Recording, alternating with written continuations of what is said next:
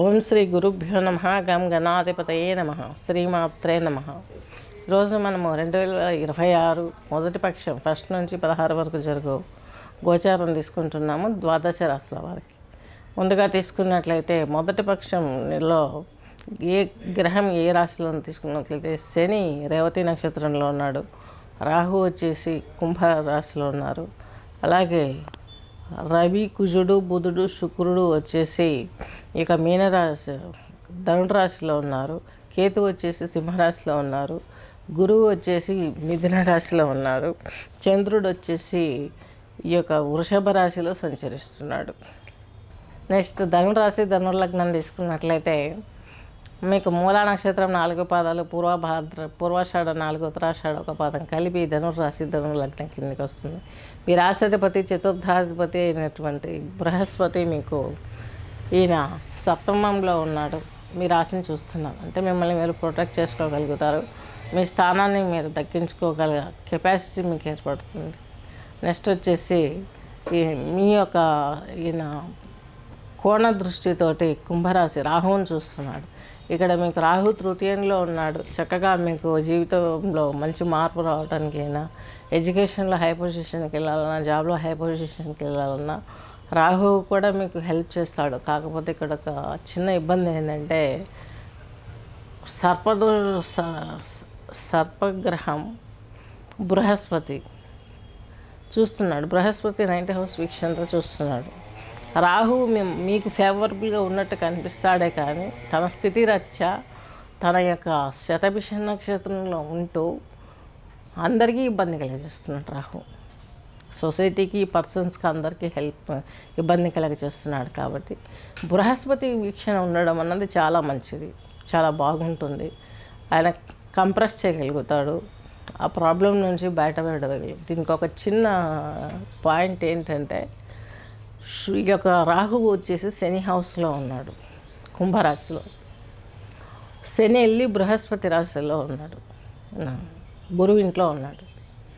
కాబట్టి శని రాహువుకి ఎక్కువ సపోర్ట్ చేయలేడు, రాహు శనికి ఎక్కువ సపోర్ట్ చేయలేడు. నక్షత్ర పరివర్తన వచ్చింది బట్ కానీ చేయలేరు. గురు వీక్షణ ఉంది కాబట్టి వీళ్ళిద్దరు కూడాను గురు ఇంట్లో ఉన్న శని అలాగే గురు వీక్షణ కలిగినటువంటి రాహువు కంట్రోల్లోనే ఉండాలి మీకు. అలాగే మీకు అర్ధాష్టమ శని ప్రభావం ఉంది కాబట్టి ఈ ప్రభావం వల్ల కొన్ని ఇబ్బందులు ఫేస్ చేస్తుంటారు ధనురాశి ధనుర్లగ్నం వారు. తల్లి సౌఖ్యం లోపించడము, ఉద్యోగంలో చదువులో మీకు కొంచెం ప్రమోషన్స్ కావచ్చు, జాబ్స్ రాకపోవడం కావచ్చు, ఎన్కరేజ్ వేయడం కావచ్చు, అనుకోకుండా ఒక్కొక్కసారి ఉద్యోగం పోవడం కావచ్చు, ఇవన్నీ ఉంటాయి. దానికి దత్తదర్శనం దత్త ప్రదక్షిణ చేసుకోవాలి. ఏదో రావి చెట్టును ఇంట్లో నాటుకునే ప్రదక్షిణ చేసిన అనగా దత్తాత్రేయ, వేప చెట్టు అలాగే రావి చెట్టు కలిపి మనం నాటుకున్నట్లయితే ఏ ప్రాబ్లం లేదండి. ఒకటి గుర్తుపెట్టుకోండి, ఏ ప్రాబ్లం లేదు. ఎందుకు గుళ్ళల్లో ఎందుకు ఉంటున్నాయి?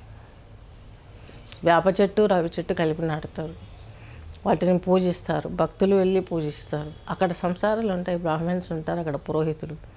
వాళ్ళకి లేని కష్టం మనకు వస్తుందా? ఆ మాటకు వస్తే ఆ కష్టం వస్తే ఆ టెంపుల్ ఎందుకు పెడతారు? అంతమంది భక్తులు వెళ్ళి అక్కడ ఎందుకు సుఖంగా ఉంటున్నారు? అక్కడ ఫ్యామిలీస్ ఎందుకు అంత సుఖంగా ఉంటున్నాయి? హెల్దీ ఒక్కటే ఏంటంటే ప్రెగ్నెన్సీ లేడీస్ ప్రదక్షిణ చేయకూడదు. ఎయిర్ అబార్షన్స్ ఉంటుంది, అందులో నుంచి ఓజోన్ వాయువు వస్తుంది. ఇది ఆక్సిజన్ కంటే 3 times ఎక్కువ హీట్ ఫామ్ అవుతుంది. తద్మూలకంగా బ్లడ్ గడ్డగట్టడము, గర్భస్రావం జరగడం ఇవన్నీ జరుగుతాయి. కాబట్టి ఈ చెట్టును ఇంట్లో వద్దు అంటారు.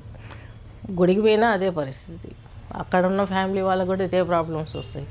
కానీ మనం దూరంగా ఉంటాం కాబట్టి దగ్గరికి వెళ్ళి చుట్టూ తిరిగి ప్రదక్షిణ చేయరు కాబట్టి గర్భవతులు ప్రాబ్లం అనేది ఎక్కడా లేదు. నార్మల్ పర్సన్స్ హ్యాపీగా ఇంట్లో పెట్టుకొని పూజ చేసుకుంటే అష్టైశ్వర్యాలు కలిసి వచ్చే అవకాశాలు చాలా స్పష్టంగా గోచరిస్తున్నాయి. సో రాహు కంట్రోల్ చేయాలంటే, ఇప్పుడు శనిని రాహుని కంట్రోల్ చేయాలంటే అనగా దత్తాత్రేయ స్వరూపమైన వేప చెట్టు, ఈ యొక్క రావి చెట్టు సర్వకాల సర్వావస్థల యందు మనల్ని కాపాడే చెట్లు అన్నమాట. అమ్మవారికి జమ్మి వృక్షం నాటిని, అలాగే దళాలు త్రిదళం ఉంటాం మనం, బిల్వపత్రం బిల్వవృక్షము, శివపార్వతులు అవి కూడా పెట్టేసి మనం పూజ చేసుకున్నట్లయితే తులసి ఉసరి ఇవన్నీ సెయింట్లీ ఇదన్నమాట. ఇవి చేసుకున్నట్లయితే మంచి జరిగే అవకాశం చాలా స్పష్టంగా గోచరిస్తుంది. ధనుర్రాశి ధనుర్లగ్నం వారికి మీకు కేతువు వచ్చేసి 9th హౌస్లో ఉన్నాడు.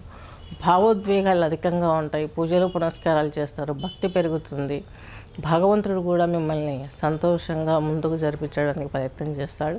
ఇవి చేసుకుంటూ కేతువుకు సూర్య నమస్కారాలు చేసుకున్నట్లయితే మంచి జరిగే అవకాశం చాలా స్పష్టంగా గోచరిస్తుంది.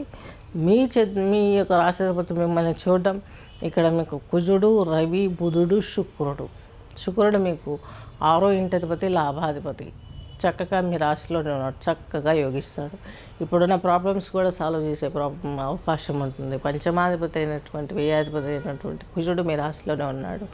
ఈయన వచ్చేసి మీ యొక్క 4th హౌస్ని చతుర్థ వీక్షణ చూస్తాడు. సప్తమ వీక్షణ ద్వారా మీకు మీ సప్తమ రాశి అయినటువంటి మిథున రాశి చూస్తాడు. నెక్స్ట్ వచ్చేసి అష్టమాన్ని కూడా చూస్తాడు. కాబట్టి కుజుడు కర్కాటక రాశిని అంటే మీకు అష్టమ స్థానాన్ని చూస్తాడు. ప్రయాణాలలో జాగ్రత్త వహించాలి. కొన్ని విషయాలలో కొంచెం తేడా జరుగుతుంది. ఈ గ్రహం వచ్చేసి కొంచెం మనకు ఉద్రేక స్వరూపమైంది కాబట్టి ఆచితూచి వ్యవహరించుకుంటే అన్ని మంచి జరిగే అవకాశాలు స్పష్టంగా గోచరిస్తున్నాయి. స్వస్తి.